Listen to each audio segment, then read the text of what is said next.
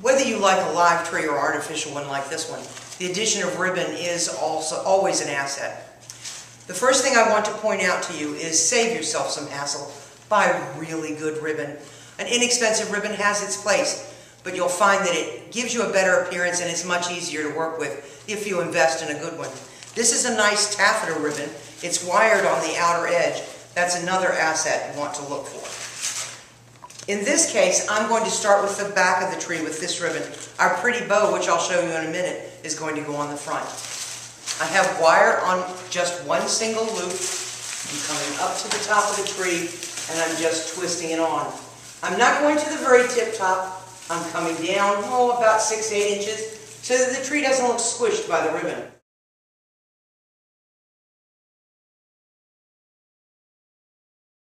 This is an artificial tree, so I can come right into the limb and use that limb to twist around the ribbon.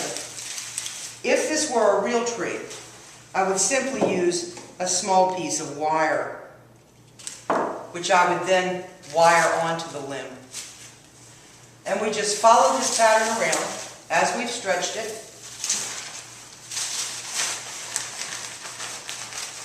Gathering again, going into the limb,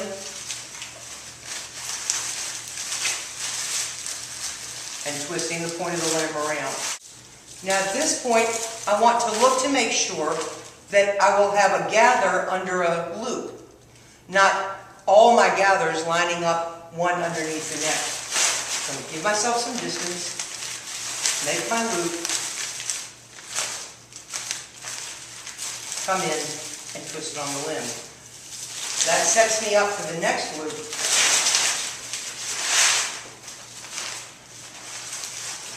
So that I will have a loop under a gather. Follow this system around the entire tree. Yes, this is a large ribbon for the tree, but I thought it would be easier for you to see. There's nothing that says Christmas like a bow. So we're going to give you some very basic steps. As I mentioned earlier, you want to invest in a good ribbon. Something that's wired on the left and the right. A nice taffeta like this is good. We only have today one that's identical on both sides, and that makes it easier for you. But I'll show you a trick that'll let you do one with both, like a different back than it has the front. First, you're going to decide the length of the tail that you need. Give it a nice angled cut, like that length, and then gather. So there we are. We'll tuck that around. Can you see it going? And give yourself the center loop of your bow. If you see it, very simply, it's come in like that.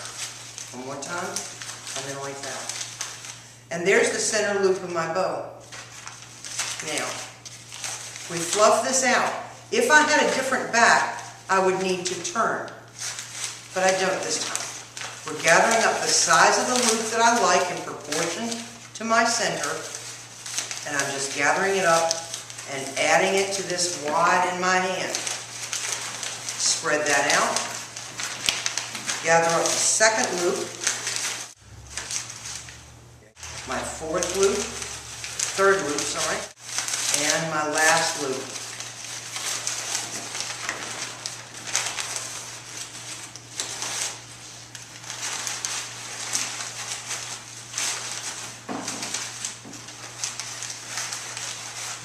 Now the tricky part, which is going to be hard to catch on camera.